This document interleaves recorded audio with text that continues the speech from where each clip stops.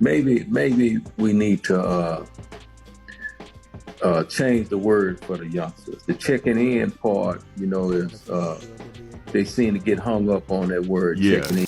Basically, nobody Prince family in Houston. Nobody, including the cops. Cops know what it is. Jay Prince is supposed to be this gangster, this mob figure, and everyone has to, in Houston that comes through has to come and check in. But it's very rare that you would see a mobster or even let's say El Chapo or anybody doing interviews. Not Takeoff and not nobody from Houston, attack nobody until, the homie that was with them would take off them, whatever his name may be. He giving all kinds of statements.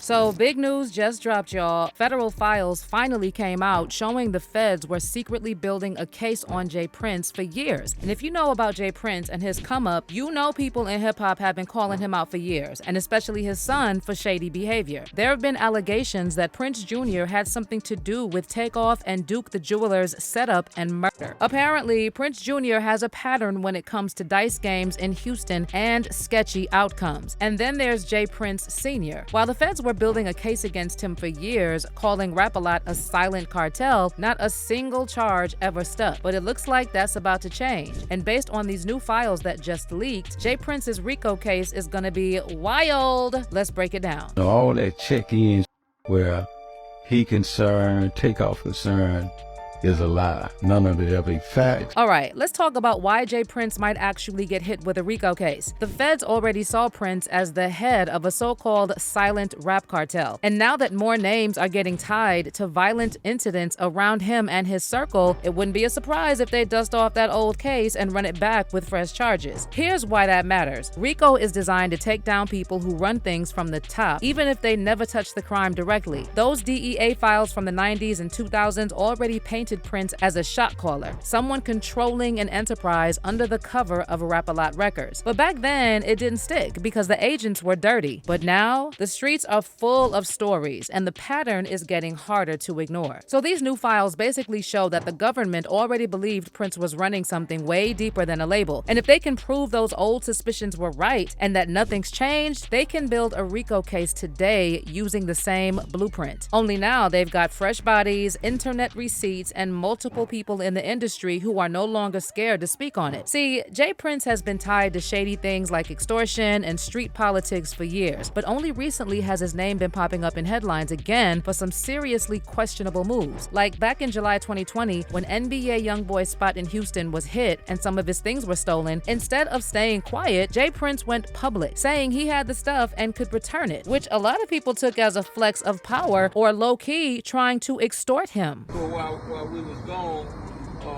I got a call, you know what I mean, because the little homie YoungBoy place got broke into. People went in his place, disrespected different things, and I got a call about it. And the little homies that went into this place want to make that right because they understand that, you know what I mean, YoungBoy family is okay with me. And as you can see, homie, to make a long story short, I got your keys to your Rolls Royce, I got your keys to your McLaren, all that they took, and the homie, Shakur, what you got, homie? We got your Rolls Royce umbrellas, we got your keys, we got a bunch of other shit, so get in contact with us, bro. Get your shit back, bro. All good, waiting on you. But YB wasn't having it. He jumped on IG Live and made it clear to Jay Prince that he doesn't mess with that kind of stuff. Hey, I don't want no friends, I don't want no new relationships. All that shit, hey, I don't respect none of that shit. If you got something for me, plenty around me you could call. It's plenty ways you could get in touch with me. Man, don't get on no internet and do nothing publicly. Don't do nothing dealing with no publicity, none of that shit. And I'm good on the keys, gangster. When you buy shit cash, two keys come with the car anyway.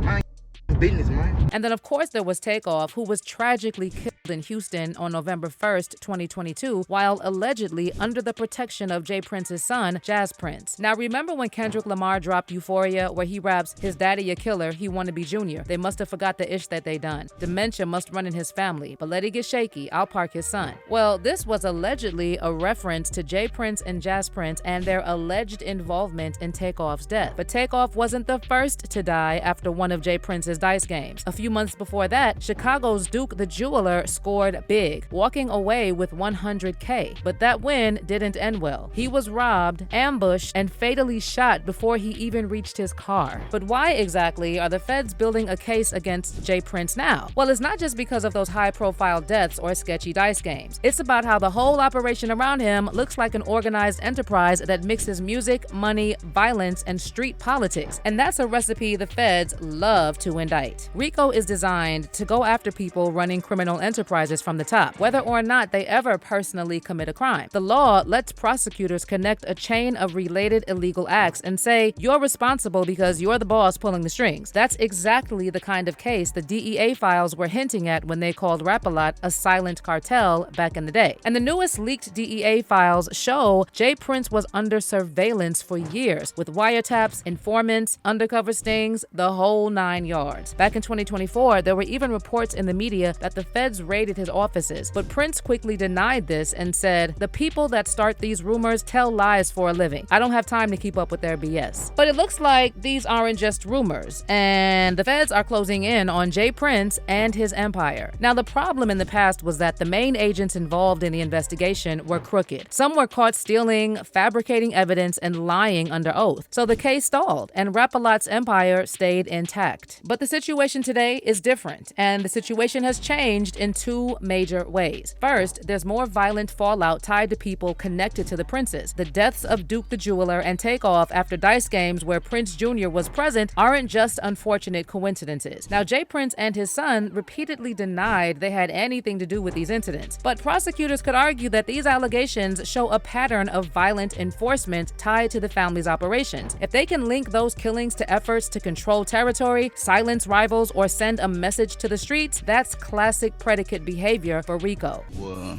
associating me with that Duke the Jeweler situation because I went to LaBusi pool party and he happened to be there and he happened to be standing on me. I mean, right next to me. The truth is, I never met him before. I had no idea who he is. I didn't even know he was a jeweler until after his passing. And then the night of that game isn't the night that he got killed. He got leaving Boosie concert the next night because somebody tried to rob him. So, you know, the internet play internet games. But this is a situation with a dude that I didn't even know. I ain't know his name. I had no knowledge of him. I ain't know he was from Chicago. I ain't know he was a jeweler until social media started trying to point a finger because he was standing next to me, and it's just unfortunate that something transpired after another dice game, but neither incidents had anything to do with a dice game. And then there's also all the social media and leaked footage with people like Charleston White, Boosie, and 50 Cent hinting that Jay Prince and his son have been setting people up for years. You know what's a sucker to me? A sucker who pick who he be fight with. Right. Like if you sitting and you go, oh, I'm not going because this nigga. I think I can take him. Right. You want to fight the nigga you think you can beat. And I called Jay Prince in the mouth. I'm saying you. He didn't say nothing to whack. So when you come talking to me, I feel like you're very selective. This is exactly what I meant last week when I was talking about street being selective.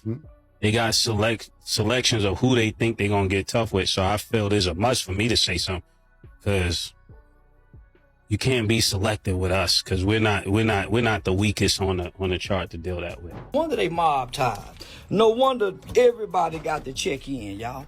Now I'm checking in with the police department. Police department told me, hey man, you got a problem with Mr. James Prince. Austin, we hear you got a problem with James Prince. Man, we scared of him.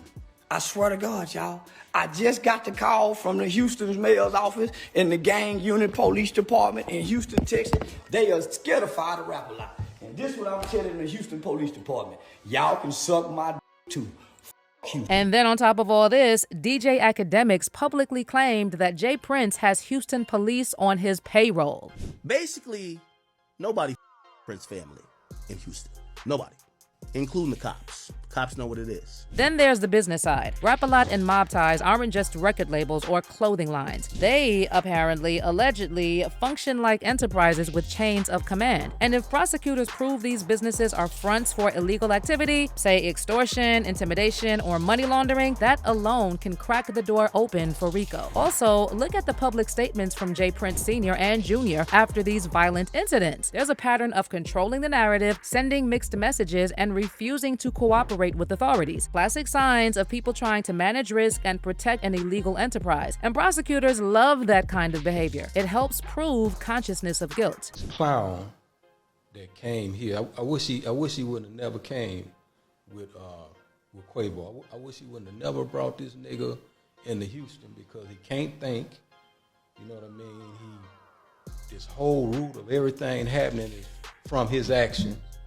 And to be frank, honest about the situation, I wish that bullet would have hit him instead of Takeoff because he was the one that deserved that. So historically, RICO charges don't require the boss to be directly involved in a murder or robbery. They just need to prove that he knowingly participated in the enterprise that ordered or benefited from those acts. So even if J. Prince never pulled the trigger or physically threatened anyone, prosecutors can argue he created the environment where those crimes happened and profited from it. And then another angle the feds could use is financials. Rap-A-Lot, Mob Ties, and associated businesses have millions flowing through them. So if any of that money can be traced back to illegal activity like bribes, protection payments, or proceeds from robberies, that's money laundering. And money laundering is a key part of many RICO cases. It's also important to note how these alleged leaked DEA files refer to Rap-A-Lot as a silent cartel. That's significant. The word cartel implies a criminal syndicate controlling a market or territory. Rap-A-Lot's long history of controlling the Houston rap scene, pushing independent Black ownership, and allegedly running dice games and street-level enforcement lines up with that. So one of the biggest challenges for J. Prince will be separating his business from the violent and illegal behavior of people around him, especially his son. The streets see the Prince name as a brand, and that makes it easier for prosecutors to say the entire operation is an enterprise. So what's next? Well, with these rumored DEA files out in the open, federal prosecutors have fresh ammunition to go after the Princes like never before. They can resurrect that silent cartel narrative, add new predicate crimes tied to recent deaths and public accusations, and if they build a strong enough case, we could see indictments that shake the Houston rap world to its core. Well, I want to know your thoughts on all this. Do you think the feds actually have a strong case to go against J. Prince for RICO, or is this another false alarm? Leave your comments below, and I'll catch you in the next video.